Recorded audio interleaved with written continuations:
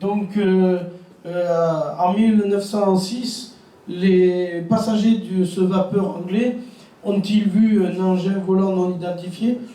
Très certainement, puisqu'ils rapportent le fait qu'ils ont été non tous à voir cet objet. Ils ont été inquiets, mais ils ne savent pas ce que c'est. Cet objet a fait plusieurs fois le tour du bateau, donc ce n'était pas un phénomène visuel ou une anomalie visuelle ou quoi.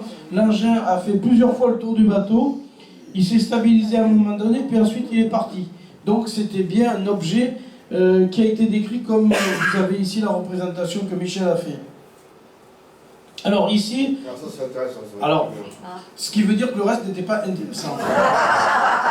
C'est sympa, hein? Donc c'est mon préféré. Donc, depuis tout à l'heure, je vous embête, là, vous verrez, ça sera très intéressant. Alors là, on est en 1608. En 1608, il s'est passé un phénomène, ce qu'on appellera de nos jours une vague, comme par exemple la vague belge de 1989-90, qui a duré pratiquement tout le mois d'août. Et cette vague qui a eu lieu a démarré du côté de Gênes.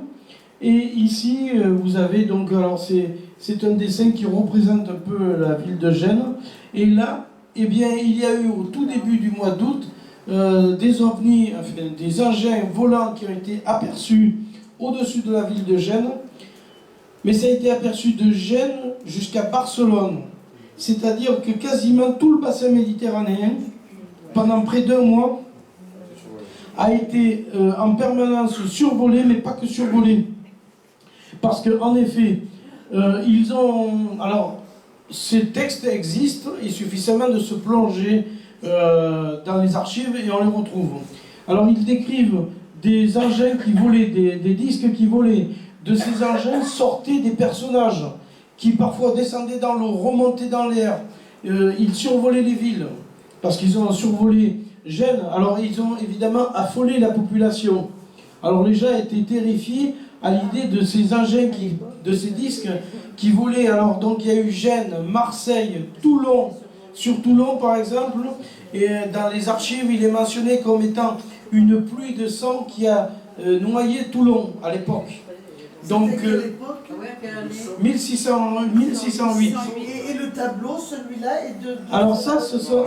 En fait, non, ça, ce sont des représentations pour essayer de mettre en image ce qui a été vu. C'est tiré de diapositives. Voilà. Donc c'est pas d'époque. Qui ont été faits pour illustrer la description de l'époque.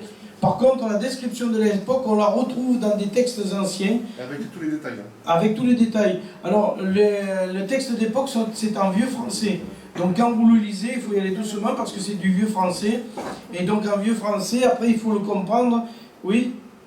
Ce sont les archives. Au même moment, il y a eu Martigues aussi. Oui, Martigues, Marseille, Toulon, Nice, Barcelone, une autre ville en Espagne aussi. Il y a eu, oui, c'est une vague qui a duré quasiment tout le mois d'août. Et sur les archives de tu trouves sa route sur Toulon, par exemple. Je t'enverrai les liens. Oui, de quoi, s'il te plaît? Alors, justement, il est décrit, que ce soit à Toulon, mais aussi à Gênes aussi, il en est question, et dans différentes villes, il en est question. On fera un topo sur ça sur le site. Oui, on pourra essayer de faire, oui, pourquoi pas, oui. Alors, il est question d'une pluie de sang qui est tombée sur Toulon, mais c'est également aussi tombé sur Gênes, c'est tombé aussi sur Marseille. Les gens étaient terrifiés. Par rapport à Toulon, il est dit que les caniveaux faisaient ruisseler le sang qui tombait du ciel. Alors, la question est de savoir, c'est quelle était cette matière qui devait tomber du ciel, qui a été prise pour du sang.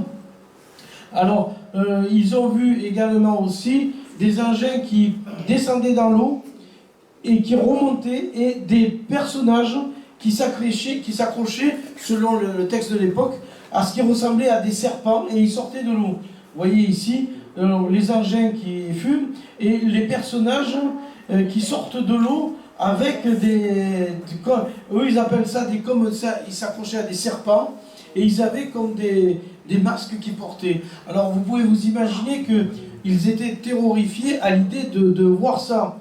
Mais ça n'a pas suffi. Parce qu'en plus, ils ont tiré au canon. Par exemple, la ville de Gênes a tiré 800 coups de canon à l'encontre de ces engins volants. 800 coups de canon sans absolument rien faire. Ils ont tiré aussi à l'arquebuse, sans aucun résultat. Ici, ce dessin, si vous voulez, montre les objets qui sont sur l'eau, où les personnes sortaient, rentraient, montaient et descendaient, et eux en train de tirer sur ces engins. 800 coups de canon ont été tirés dessus. Je sais qu'à Marseille, il y a eu des coups de canon qui ont été tirés, et je crois à Toulon aussi, il y a eu des coups de canon. Et donc vous voyez ici un personnage en train de regarder avec une lunette pour essayer de comprendre ce qui se passait. Alors inutile de vous dire que ça a duré, même à Lambesque, j'ai retrouvé dans le texte, il parle de Lambesque, alors c'est écrit en vieux français, où justement l'observation a été faite. Je crois aussi dans le secteur de Nîmes, il y a eu des observations qui ont été faites aussi à cette époque-là. Et alors évidemment les gens étaient terrorisés. Alors ici c'est une photo qui a fait un dessin qui montre ces pluies de sang. Alors évidemment il n'y avait plus personne dans les rues, les gens s'étaient réfugiés dans les églises. Alors ils ont fait, alors ici c'est une représentation de Toulon à cette époque-là sous la pluie de sang. Donc vous voyez le rouge qui coule. Alors la question est bien sûr, ce ne devait pas être du sang, je ne pense pas. Mais quelle était cette matière qui a été prise pour du sang? Aucune idée, on ne sait pas. Comment? Les algues, les plantes marins, algues. Peut-être, je ne sais pas, mais je pense que si c'était des algues, ils auraient pu peut-être les reconnaître, je pense. Il n'y a pas eu de riposte. Quelle année c'est à tirer dessus? Non, il n'y a pas eu de riposte, ils ont continué comme si de rien n'était. Alors, il y a eu des processions, pendant tout ce temps-là, les gens faisaient des processions pour demander à Dieu de leur venir en aide. Parce que, évidemment, ils ne pouvaient absolument rien faire contre ces êtres-là et contre ces engins volants. Alors, des messes ont été dites pendant des jours et des jours, puisque ça a duré du début août jusqu'à, je crois, au 27 ou 28 août. Donc quasiment tout le mois d'août. Alors, un coup, c'était, le plus qu'il y en avait, c'était d'abord à Gênes, il y en a eu sur Toulon, Marseille aussi, Martigues, et puis un peu de partout. Alors, ça semblait naviguer, et un jour, c'était peut-être d'un côté, un jour, c'était de l'autre, mais en tout cas, ils ont été effrayés, et là, vous pouvez le trouver, voilà, ici, vous avez le document qui date de 1608, vous l'avez ici, là, 1608, et c'est le document qui montre les terribles et épouvantables signes sur la mer de Gênes. Gênes, Nice, Martigues, Marseille, il y a Toulon aussi. Donc ce document, je crois que sur Internet, vous pouvez le trouver. Moi, je l'ai d'une autre façon. Moi, mais... Et à chaque fois, c'était au-dessus de l'eau. C'était au-dessus, dans l'eau, sur l'eau, puisque là, à un moment donné, on montre les disques sur l'eau, ils tirent dessus au canon, ils tiraient aussi quand ils s'est levé. En tout cas, ils ont tiré, pour Gênes, je me rappelle, c'est 800 coups de canon. Comment? Il y a au moins eu des crashs. Non. Au moins, je veux dire, Non, il n'y a pas eu de crash du tout, puisqu'il semblait que les coups de canon leur faisaient ni chaud ni froid. T'as Donc, vu, ils disent qu'il y avait des hommes qui se battaient, deux hommes en l'air, lesquels... Oui, c'est vrai. Il y avait j'avais oublié ce détail, oui, effectivement. Ils ont vu aussi des personnages en l'air qui semblaient se battre entre eux. Donc voilà, cette grande observation qui vaut le coup. Donc allez sur Internet si vous voulez, allez lire le texte, je vous invite à le faire, c'est vraiment intéressant, ça vaut le coup.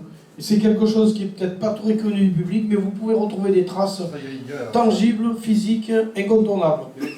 Donc là, c'est pas de la fabulation, les textes sont là pour le décrire. Alors ici, vous avez... Alors là, ici, on est en 1809.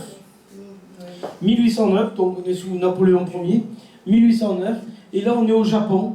Et en effet, c'est des objets qui ont été vus au Japon, qui sont décrits dans... Alors ce qui serait intéressant, c'est évidemment... qu'on puisse traduire ce que ça veut dire, j'en sais rien. Donc, mais c'est des objets qui ont été vus aux environs de 1809 au Japon. Ici, vous en avez une autre série. Alors, ce qui est assez surprenant, c'est que là, on peut voir effectivement une personne, une femme, qui regarde apparemment un engin ou quelque chose se poser. On voit bien, avec la tête, elle suit des yeux l'objet. Donc, c'est en 1803. Ah oui, c'est 1803. 1809, c'était l'autre. Et c'est un vaisseau. Alors ça serait intéressant de pouvoir traduire ce qui est écrit en japonais ici. Je ne sais pas ce que ça veut dire, mais ça serait intéressant. Donc vous voyez 1803, 1809, au Japon aussi, il y a des observations qui sont faites. Alors ici on arrive aussi dans une très grande vague qu'il y a eu à la fin du 19e siècle, aux environs des années 1895 par là. Eh bien aux États-Unis, il y a eu la très grande vague d'airships qui a